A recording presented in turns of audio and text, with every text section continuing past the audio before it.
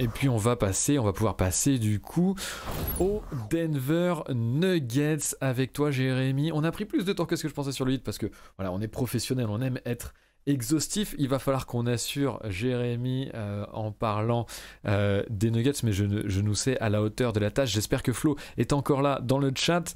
On va tout de suite commencer en parlant, je pense, de Nikola Jokic, celui que vous pouvez voir grâce à la magnifique illustration de Jordan. Merci à toi Jordan, vraiment parfait.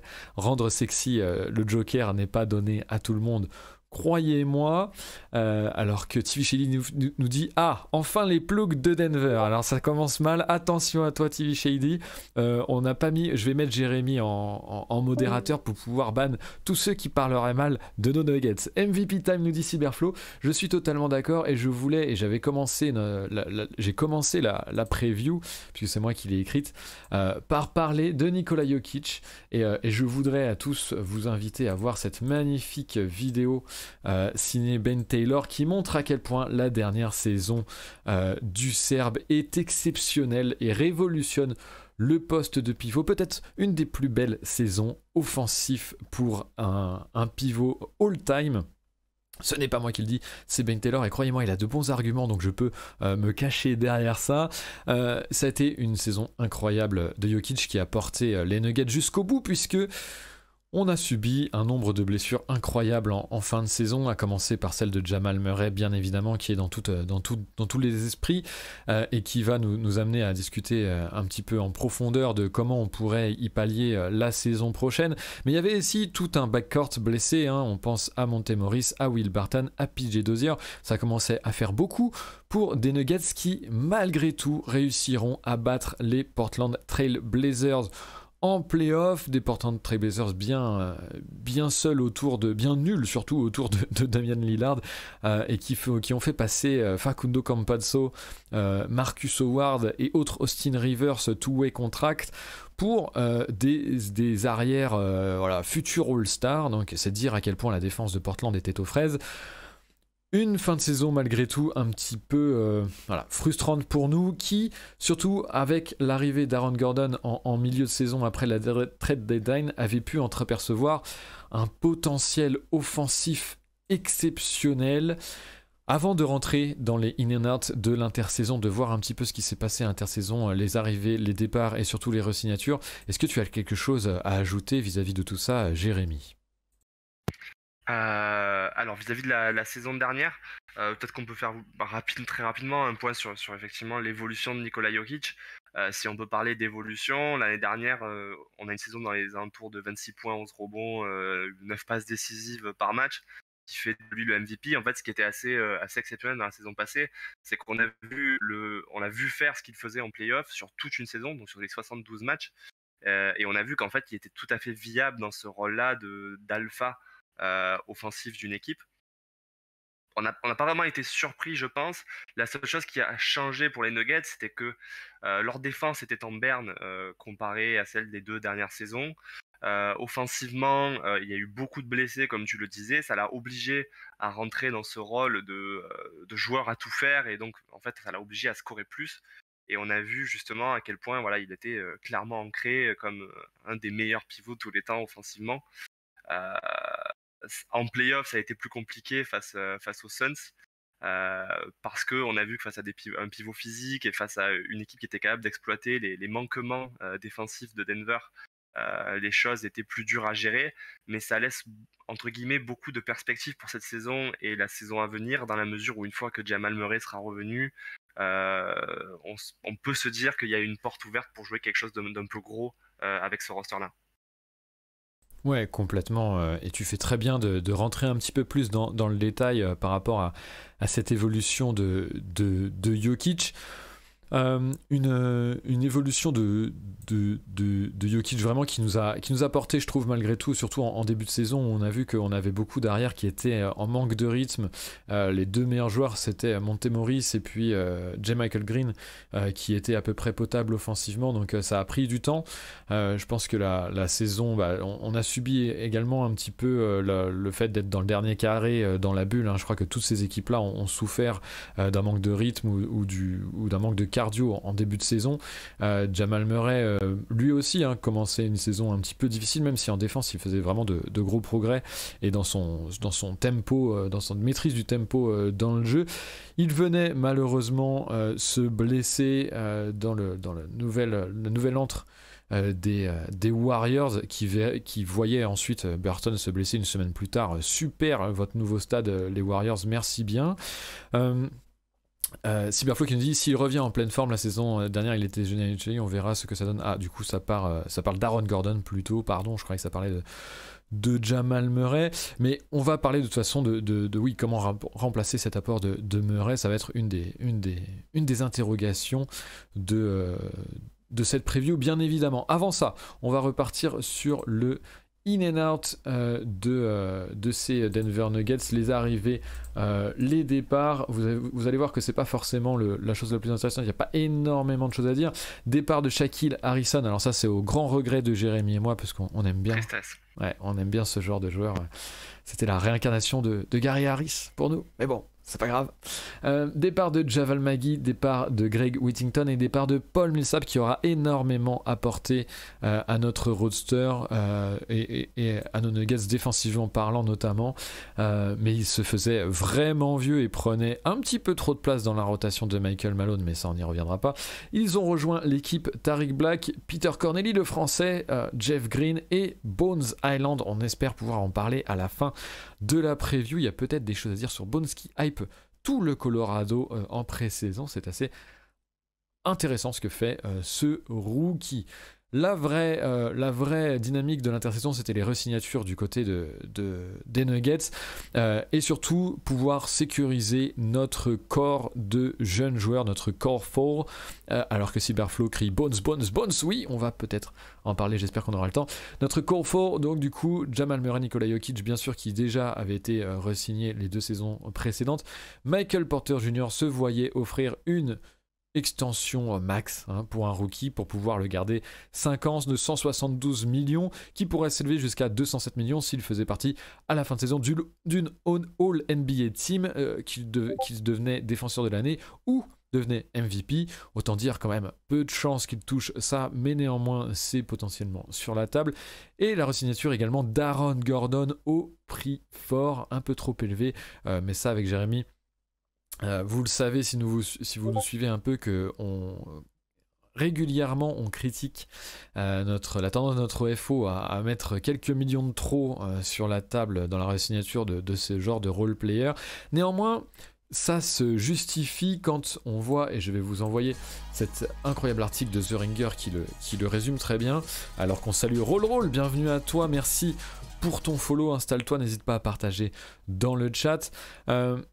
Un article très intéressant de The Ringer qui parle à quel point en fait l'arrivée d'Aaron Gordon débloque énormément de choses et débloquait énormément de choses dans la présence de Jamal Murray, offensivement mais aussi défensivement pour cette équipe des Nuggets. Je vous invite très fortement à voir cette lecture et à regarder ces vidéos, alors que Cyberflow nous suit. Merci à toi Flo, ça fait très plaisir.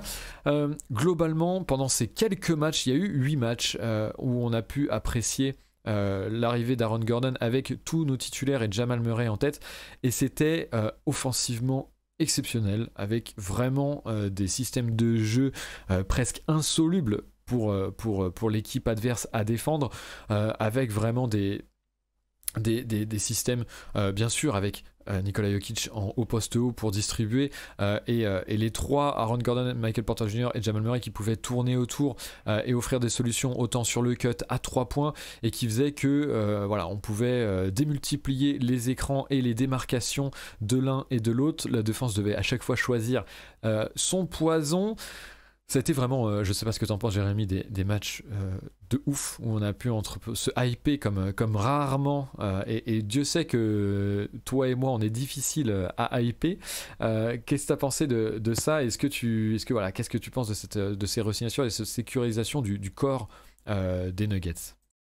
Globalement, je pense que c'était attendu. Des fois, on peut être un petit peu choqué par les montants en se disant Aaron Gordon, il était sur un contrat dégressif avec Orlando, et donc c'est un peu étrange que on mette une telle somme sur la table pour lui. En réalité, voilà, comme tu dis, et comme le dit l'article de The Ringer, le fait de récupérer Aaron Gordon, ça permet de décupler le potentiel de cette équipe. Ça permet aussi de pallier à l'échec de la re-signature de Jeremy Grant.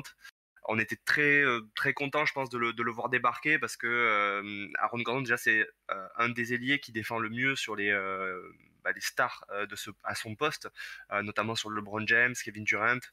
C'est un des rares joueurs qui est capable de vraiment limiter leur production.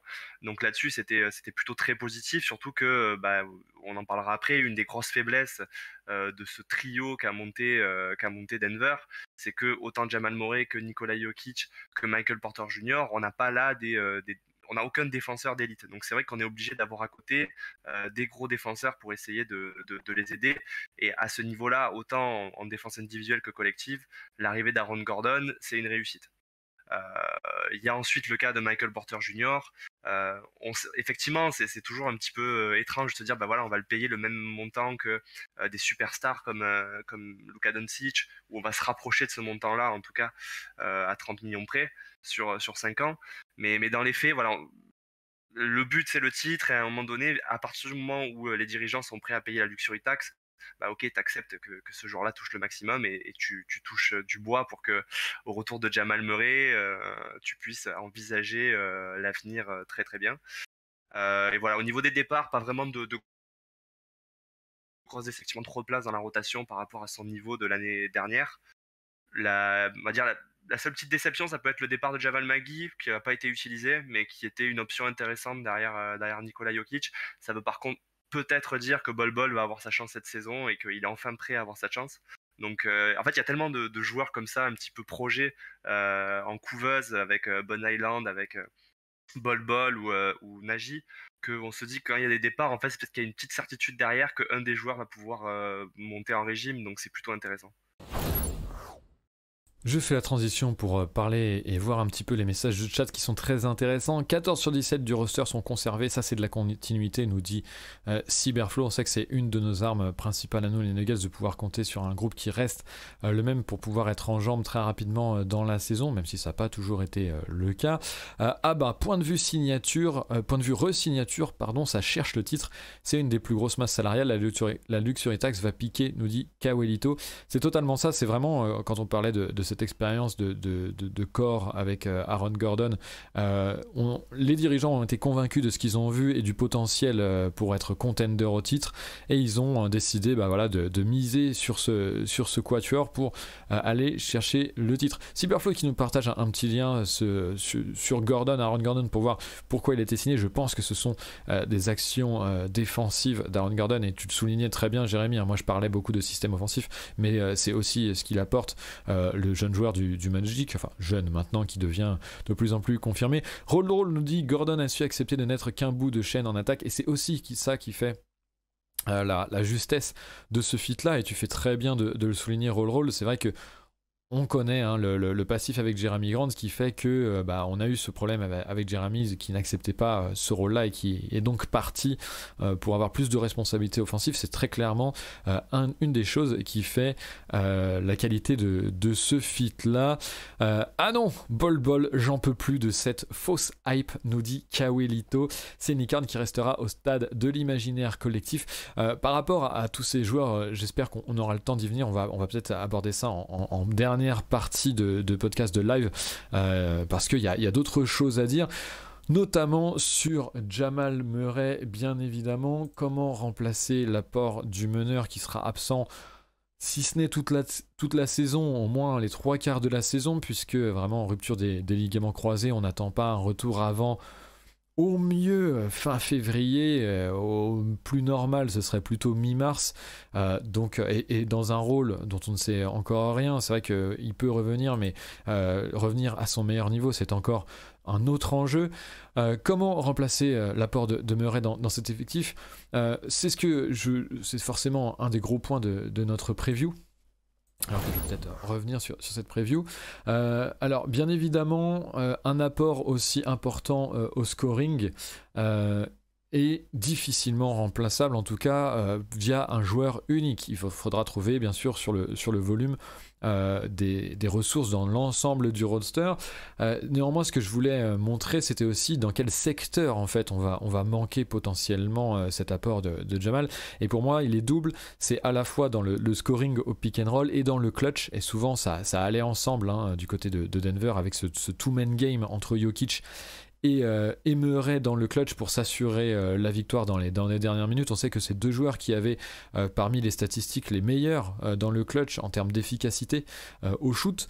C'est donc là-dessus que ça va manquer principalement, puisque sinon l'attaque de Denver, et on l'a vu en son absence, ça reste bonne avec le plancher permis par Jokic.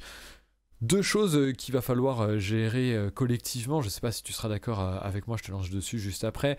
Moi, ce que j'ai noté, c'est que Monte Morris va devoir être au niveau. Je pense que Will Barton aussi peut apporter plus que les 2 dernières saisons où on l'a vu blessé. S'il est épargné, Barton a des capacités de création, au moins pour lui-même, sur pick and roll notamment, qui pourraient nous aider. Néanmoins, dans le spacing qu'apportait Murray avec cette capacité à pull-up sur le pick and roll, on aura du mal à remplacer ça. Il n'y a qu'un joueur en fait finalement qui remplacera. Ce sera potentiellement remplacer ça. Ce sera Michael Porter Jr. mais on va y venir juste après. Jérémy, est-ce que tu as quelque chose à ajouter par rapport à Jamal Murray, cette absence, comment combler ça? Je pense que tu la combles pas en fait cette absence. Et, en fait, est-ce que c'est grave? Je sais pas. Tu combles pas son absence parce que t'as aucun joueur qui a le profil pour faire certaines choses qu'il faisait. Notamment, tu parlais du pull-up à 3 points.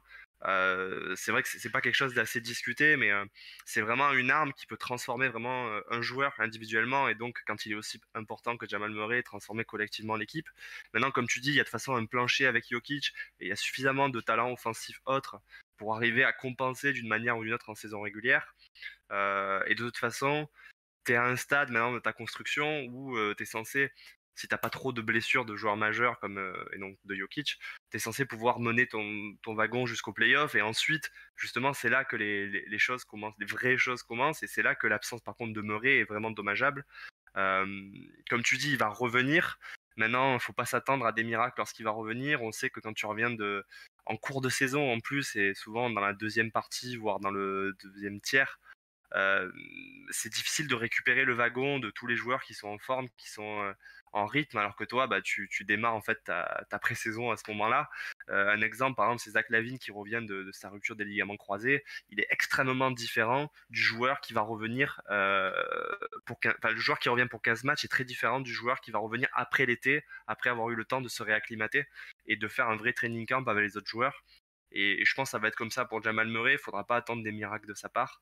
Et en fait, le but, c'est de le préparer pour la saison 2022-2023 qui sera là vraiment, si tout se passe bien, en tout cas l'année prochaine, la grosse fenêtre de Denver. Je suis complètement d'accord avec toi. Je trouve qu'on a beaucoup tendance, je vois pas mal de Denver, de Nuggets fans qui ont tendance à se dire oui, mais de toute façon on va le récupérer un peu avant les playoffs, etc. Je pense vraiment qu'il faut tempérer ça parce que effectivement, comment on va le retrouver et à quel niveau, je pense qu'on sera très loin de sa production pour les playoffs et pour pouvoir challenger pour le titre. Donc vraiment il va falloir tempérer ces espérances là, et ton exemple avec Zach LaVine est parfait, surtout que s'il peut réussir à revenir la saison d'après comme Zach LaVine est revenu, je signe tous les jours vraiment tous les jours de l'année. Aucun problème, parce que c'est une des recoveries les plus incroyables, je pense, qui nous ait été donné de voir, le retour de Zach LaVine à ce niveau-là après une rupture des ligaments croisés qui fait souvent beaucoup de mal aux sportifs. Il y a malgré tout quand même un joueur vers qui toutes les têtes se tournent, pardon de bégayer, c'est Michael Porter Jr. Bien évidemment, tout le monde, beaucoup de monde, même hors Nuggets fans et Nuggets Nation, parle de l'ailier comme un futur potentiel MIP, Most Improved Player, cette saison. Certains même annoncent potentiellement un All-Star, au NBA. Bon, là je trouve ça prématuré. Michael Porter Jr. donc, qui effectivement, notamment au shoot, montre des capacités vraiment exceptionnelles en termes d'efficacité. De par sa grande taille, il peut shooter à peu près par-dessus à peu près tout le monde dans la ligue. Il y a très peu d'ailiers qui peuvent se targuer d'avoir son physique et sa taille. Et puis au-delà de ça, il a un toucher assez exceptionnel qui lui permet vraiment d'avoir un volume, une efficacité sur le shoot et sur notamment le shoot à 3 points qui n'est rivalisé pratiquement par personne dans la ligue. Je vous invite à aller voir mon article pour voir un petit peu les stats de manière plus précise. Il n'y a que Stephen Curry en réalité qui est loin devant lui pour le coup, mais qui en termes de volume peut se targuer d'avoir une efficacité au moins aussi bonne, voire bien meilleure. Stephen Curry est un extraterrestre s'il faut le rappeler. Malgré tout, il y a beaucoup d'évolutions à imaginer du côté de Michael Porter Jr., même offensivement parlant, puisque son handle est encore très peu précis, il a du mal à se sortir de ce scoring qui est orienté au shoot et en transition. Il y a peu de scoring balle en main, il y a peu de scoring où il n'est pas assisté. Encore une fois, pour plus de précision, n'hésitez pas à aller voir la preview. Est-ce que tu imagines des potentielles évolutions à ce niveau-là, Jérémy, pour le jeune joueur? Alors, déjà, dans le chat, il y a Roll qui dit souvent les joueurs blessés hésitent à aller au mastic au début. Et je trouve que c'est très intéressant parce qu'on en discutait l'autre jour par rapport à Michael Porter Jr. Tu dis que son handle, effectivement, il est un peu embryonnaire et il n'est pas au niveau de certaines stars au niveau d'ailier au même âge, ce qui est vrai et ce qui est une limite. Mais je pense qu'aussi, il y a un peu cette idée-là que pour un joueur qui a été à ce point blessé et qui a failli à ce point rater en fait sa carrière NBA à cause d'une blessure, j'ai quand même l'impression que une des évolutions pour lui, c'est de finir plus souvent au cercle et qu'il y a cette peur de se reblesser qui l'empêche un petit peu d'être autre chose que ce shooter absolument létal qu'il est, qui est une force pour Denver parce que du coup, tu as un joueur qui est extrêmement fort sans être un joueur qui réclame la balle. Donc c'est une force, mais d'un autre côté, t'aimerais, en l'absence notamment de Jamal Murray, qui développe cette partie de son jeu, qu'on le voit faire du dribble end-off plus souvent et pull-up en sortie d'écran, que il utilise effectivement sa capacité à pull-up pour jouer un peu avec la défense et des fois driver, des fois shooter, alors que là, ça va systématiquement être un tir qui est pris dans la foulée de la réception de la balle. Donc il y a toute cette partie balle en main et scoring dans la raquette qui est un peu décevant. Aujourd'hui, c'est un joueur qui est précieux parce qu'il crée des tirs pour Denver, notamment parce qu'il récupère beaucoup de rebonds offensifs, parce que en transition, il est présent pour shooter de loin, mais il lui manque cette partie-là d'être un ball handler pour vraiment devenir une star à part entière, je pense, en NBA. C'est ce que j'allais dire et tu m'offres vraiment la transition parfaite. Il y a et son évolution en tant que ball handler, et donc ça c'est vraiment du handle à travailler globalement. Et puis il y a sa capacité de finition au cercle en prenant le contact, en appuyant le contact. Pour ça, je voulais montrer juste deux petites actions de pré-saison qui vont illustrer potentiellement ça. Alors on sait qu'il va potentiellement jouer plus de hand-off, balle en main, de plus poser son dribble. C'est une des évolutions qu'on veut voir du côté de Denver pour justement voir à quel point ce plafond peut être élevé du côté de Michael Porter Jr. Je voulais vous montrer cette action. C'était contre les Clippers en pré-saison. Alors c'est de la pré-saison, mais c'est juste pour montrer un petit peu ce dont on parle. Là, c'est quelque chose. Donc, il n'y a pas Jokic sur le terrain. Un écran d'Aaron Gordon pour Michael Porter Jr. Et là, au lieu de shooter, il va pouvoir aller vers le cercle. Ça, c'est une des évolutions que j'attends, c'est-à-dire d'arrêter de systématiquement vouloir potentiellement step back et prendre ce shoot-là, mais pouvoir aller à l'intérieur, essayer d'aller briser les défenses. Par contre, vous le voyez là, il part un peu tard, son double pas, il part un petit peu tard, et on voit que alors après c'est dû à la passe aussi, et vous voyez qu'il termine parfaitement au shoot, grâce à son toucher. Voilà, je me retrouve. Mais ce que j'aimerais voir le plus, et c'est là où on va voir s'il va réussir finalement à utiliser son physique, parce qu'il a un vrai bon physique pour finir au-dessus, il a une bonne envergure, il peut finir en prenant de vitesse les intérieurs et en ayant une petite marge sur sa longueur de bras pour finir au lay-up, ou même pour imposer plus de physique comme ici. Et ça, je l'attends un petit peu plus. Alors, je vais enlever le son, sinon on va se faire strike à une vitesse de la lumière. Où vraiment, il pose l'épaule et là, il termine sur son double pas. Et vous voyez qu'il part de beaucoup plus loin parce qu'il a le physique pour. Il pose son premier appui vraiment très loin en dehors même de la peinture. Et c'est ça que j'attends peut-être un petit peu. Oui, il est vraiment loin du panier et c'est possible pour lui. Et c'est vraiment ce genre d'action que j'attends de voir dans son évolution parce qu'il a le physique pour. Et peut-être que effectivement jusque-là, ses blessures l'empêchaient de parier un peu sur son physique. Il avait peut-être peur un petit peu de rentrer là-dedans. Mais c'est, comme tu le disais, voilà, deux choses qui vont déterminer son plafond et qu'on attend de voir en termes d'évolution. C'est les deux choses les plus rapides qu'on attend de voir de son évolution à court terme sur cette saison pour qu'il puisse potentiellement augmenter son volume au scoring qui, si il est déjà extrêmement bon, peut vraiment augmenter encore une fois, mais plus qu'augmenter, c'est vraiment dans quel secteur de jeu on l'attend et dans quel secteur de jeu on voit cette évolution pour voir si effectivement on aura une évolution à terme plus intéressante pour les Nuggets ou pas. Ce serait vraiment très dommage de le voir se transformer en simple shooter spécialiste, surtout que défensivement on n'en parle pas parce que je pense qu'on pourra en parler quand on attaquera les playoffs où ce sera un peu plus important. Mais défensivement, sa défense reste encore un gros point d'interrogation et où il va falloir également qu'il puisse travailler et ce sera un autre chantier. Je vais prendre quelques messages du chat.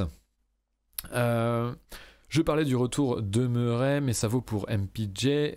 Justement, lui maintenant doit aller au cercle, sinon il sera facile à gêner. C'est aussi une façon, un problème d'être défendu quand on est prévisible. Oui, mais c'était une super transition. Alors, je pense que tu parles avec Roll dans le chat. N'hésitez pas à nous dire dans le chat si vous avez d'autres choses à dire sur ces Nuggets. Jordan, je t'ai pas trop donné la parole parce que, étant timé, j'ai voulu aller au plus efficace maintenant qu'on a une petite marge. Je ne sais pas si toi, tu veux intervenir par rapport à ces Nuggets. Peut-être nous balancer un fion bien placé, histoire qu'on soit mal et qu'on puisse peut-être se défendre. Dis-nous, voilà, si tu veux. C'est votre franchise de cœur, donc je vous laisse parler tranquillement. Non, j'ai pas grand-chose à ajouter à part que Gordon, il était blessé l'an dernier pendant les playoffs, donc je pense qu'on n'a pas pu voir le plein potentiel du duo Gordon-Jokic.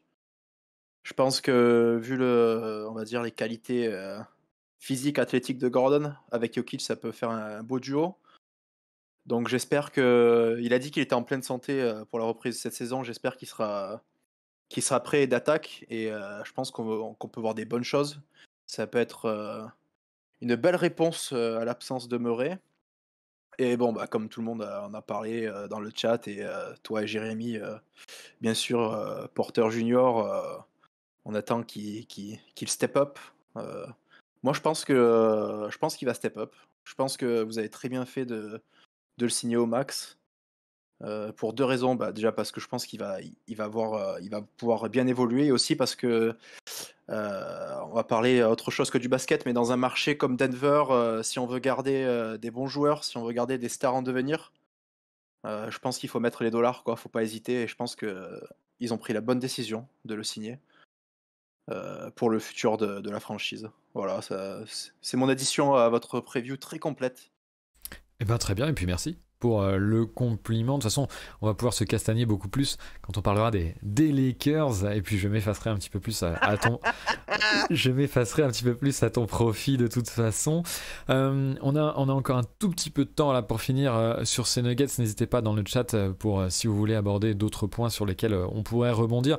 Je pense que peut-être il y a, pour se faire plaisir par rapport on en parlait tout à l'heure, mais par rapport peut-être au rookie ou au projet. Alors on a vu que Bol Bol n'était pas forcément en odeur de sainteté dans le chat et je peux comprendre parce que c'est vrai qu'il y a une hype peut-être un peu démesurée par rapport à ce qu'il apporte réellement sur le terrain jusque là et toutes les interrogations qu'il soulève. On a un autre rookie qui en pré-saison là à l'heure actuelle tabasse et crée une hype assez monumentale, c'est Bones Island. Je sais pas trop si tu as pu le voir ou si tu as vu ça de loin, Jérémy. Qu'est-ce que tu penses du rookie? Est-ce que tu le vois potentiellement choper une place? Malone a dit qu'il aurait certainement une place au vu de tout ce qu'il avait montré. Qu'est-ce que tu penses? Surtout que notre banc a l'air d'être un chantier pour l'instant. Ouais, alors je pense effectivement qu'il aura pas sa chance immédiatement au début de saison, mais que va arriver un moment avec certaines absences et la potentialité de le faire jouer sur un ou deux matchs. S'il fait une bonne série, dans ce cas-là, je pense qu'il arrivera à récupérer quelques minutes de manière sporadique sur la saison. Il y a des attentes parce qu'effectivement, en l'absence de Murray, on se dit qu'il a un profil qui peut ressembler sur certains aspects et qui semble, comme souvent de toute façon à Denver, être raccord avec Nikola Jokic. Lui-même disait que voilà, pendant les entraînements, quand il jouait avec Nikola Jokic, la connexion était excellente. Et vu qu'on sait qu'à Denver, en général, les lignes arrières ont tendance à se déplumer sur l'ensemble de la saison, je pense qu'il pourra jouer. Et d'ailleurs, tout à l'heure, c'est Cyberflow qui parlait de Will Barton. Bah, ça commence mal vu que Will Barton, voilà, il s'est déjà blessé pendant le training camp. Donc on a déjà un premier joueur qui potentiellement ne démarrera pas la saison avec le reste de l'équipe. Alors que je m'embrouille les pinceaux dans le spectre audio et que du coup, c'était bien Jérémy qui parlait pour ceux qui regarderaient la preview et qui verrait le spectre audio s'affoler du côté de Jordan. Non, c'est juste que je l'ai oublié. Il va falloir que je sois plus focus là-dessus à chaque fois. Bref, oui, non, je suis d'accord avec toi. Et là où TV Shady balance une petite pique, je la soupçonne d'être une pique pour toi, Jérémy. Honnêtement, je vois les Nuggets 8ème cette année, play-in et première loterie depuis 2018. Voilà, donc ça nous attaque comme ça. Néanmoins, même si je ne crois pas quand même à ce scénario qui serait vraiment catastrophe, il faut quand même que j'ajoute ma pointe de petit pessimisme potentiel à ce niveau-là et de dire que on a quand même peu de marge avec cette blessure de Murray sur les postes extérieurs. Alors on a du monde, voilà, on a du monde sur les postes arrière. On parlait justement de Bones Island et à quel point il est hypé potentiellement sur ce début de pré-saison et des choses qui montrent intéressantes, que ce soit au scoring, notamment sa capacité à pull-up de loin, qui est peut-être la meilleure du roster. C'est dire à quel point elle nous manque en dehors de Jamal Murray, mais qui donc pourrait apporter potentiellement, mais qui à côté reste un rookie et qui donc pourra nous coûter des matchs. Je me dis que si on commence comme chaque saison à prendre des blessures à foison, on va avoir de moins en moins de marge et ça pourrait plus nous impacter que les saisons précédentes. Donc voilà, c'était ma petite nuance par rapport à cette saison de Denver qui, si je pense que Jokic reste en forme, garde un plancher bien meilleur que ce que peut dire TV Shady, mais qui, je pense, était plus dans la moquerie et la pique pour Jérémy.